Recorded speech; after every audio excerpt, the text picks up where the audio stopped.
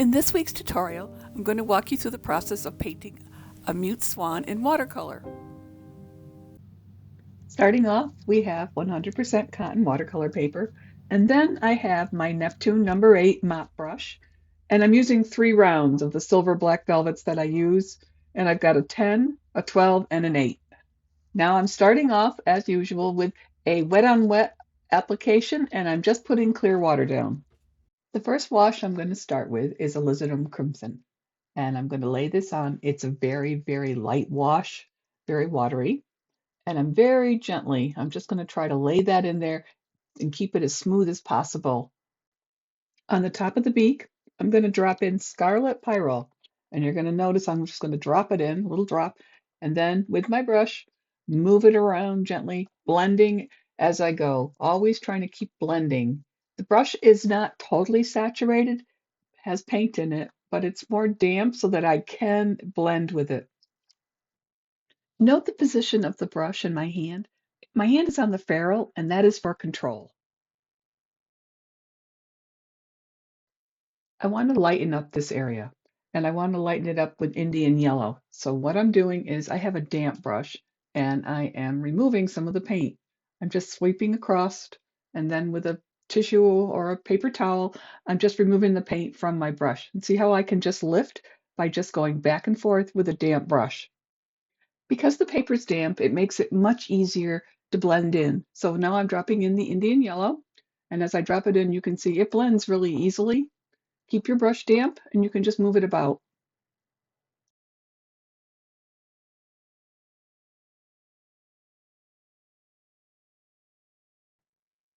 This is called the basil knob on a mute swan.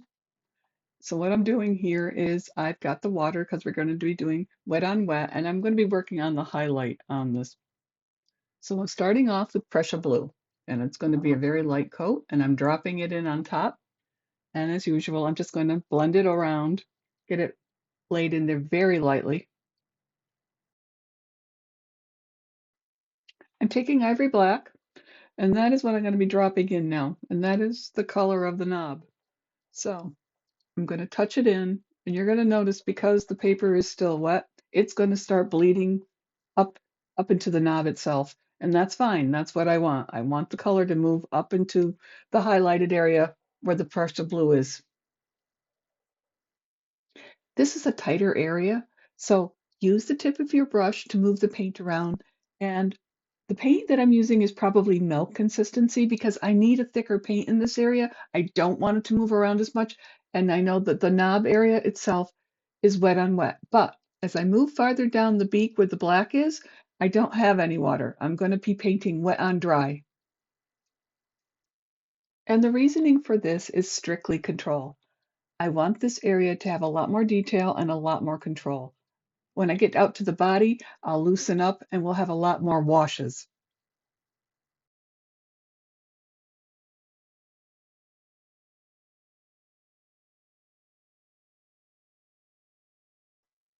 Here I'm going to be painting wet on dry. It's a very thin layer of black and it's not going to be much modulation in the color, so I'm just going to lay it in there. I need the control and I need the detail right there. The paint's going to be thicker here. Think maybe 50% water, 50% paint, because I don't want it to spread. I will have to do 2 passes, and that's okay, but having thicker paint allows me to get a thinner line.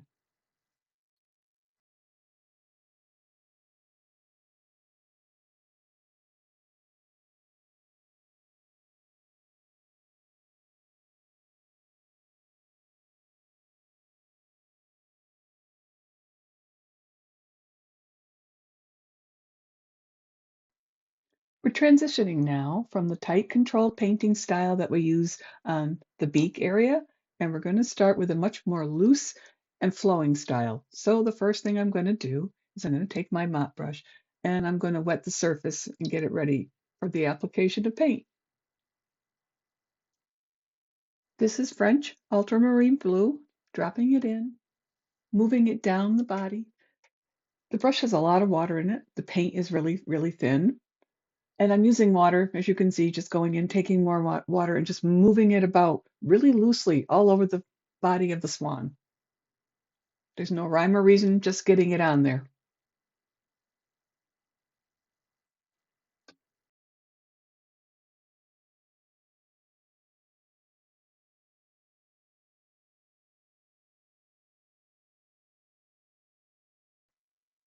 I'm taking some alizanin crimson now. I'm going to mix that in a little bit. And then I'm going to go to the top of the head, and I'm just going to lay a very light layer of that on the very top, just like that. You're going to notice now a completely different style of painting. This is much looser. It's not the tight controlled painting that I worked on when I did the beak and the eyes and the knob. A touch of alizanin crimson right here, just a touch.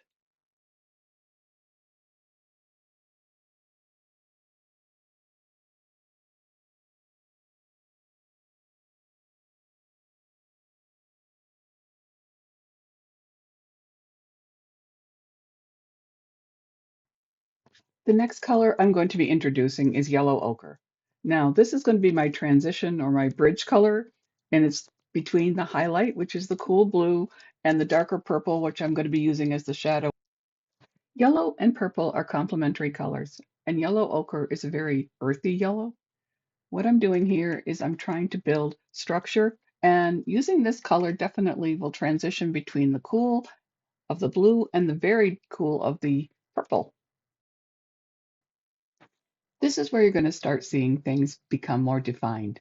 This is the second pass, and I'm going to go in now with a thicker paint. This is more of a milk consistency, and it is on dry paper. So I'm just taking a brush full of paint, and I'm going to lay in the colors very gently. On dry paper, you can start defining the details. This is such a small area that I'm working in that it actually works with me and not against me. And you'll also notice that I'm going to be using that dabbing motion or stippling almost, and that helps me build up texture.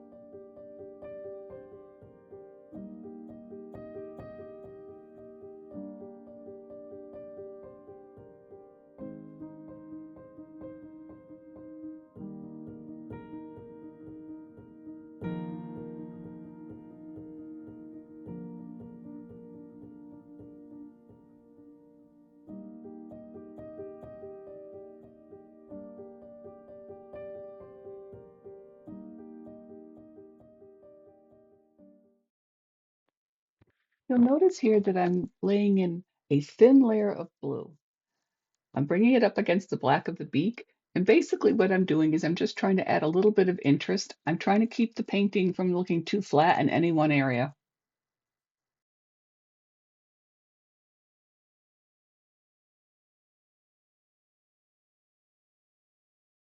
Watercolor is a transparent medium, so it is a matter of building layers to get the desired color that you're looking for. And some colors are a little more transparent than others, and it takes a couple more layers to get what you were looking for. So I'm adding a little bit more alizanin crimson here because I want this to be a little brighter.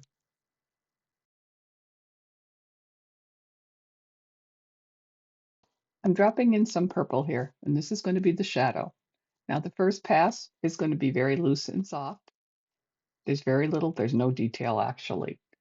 And after that, I'm going to use yellow ochre, and I'm going to run that in between the purple and the blue, and that is going to give some structure and body to the neck of the swan.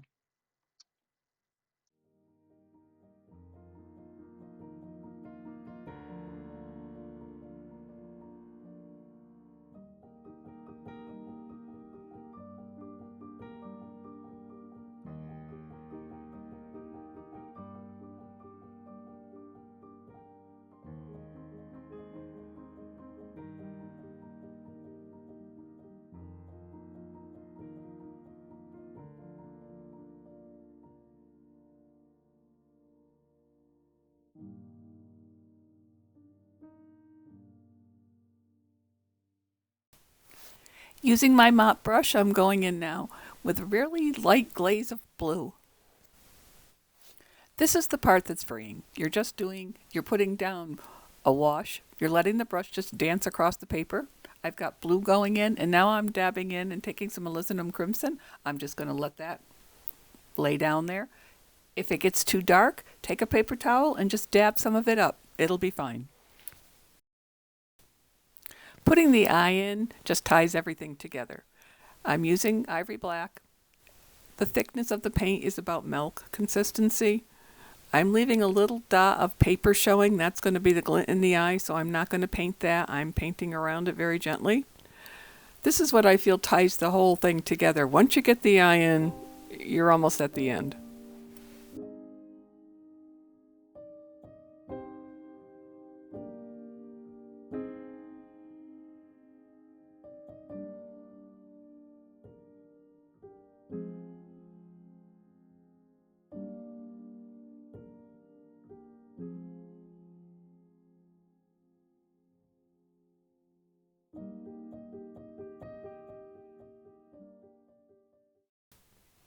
I'm tying up all the loose ends now. So I'm going to go in above the eye and define it just a little bit. I feel like it doesn't have enough definition. I'm using a combination of black and a little bit of pressure blue. Then I'm going to, once the line is there, I'm going to go in with a little bit of water and blur it down a little bit. And there I'm just adding some definition. You'll note at the top of the head, there's a little bit of dry brush work there. I wanted to define the feathers just on the top of the head, so I flicked the brush very lightly through there, getting some little lines in, and then I went in with clear water and just brushed over it to make it a little smoother. And at this point, my swan is done. If this swan tutorial was helpful for you, I have a full playlist of step-by-step watercolors that you can go through and enjoy. Please consider subscribing, and I will see you in the next video.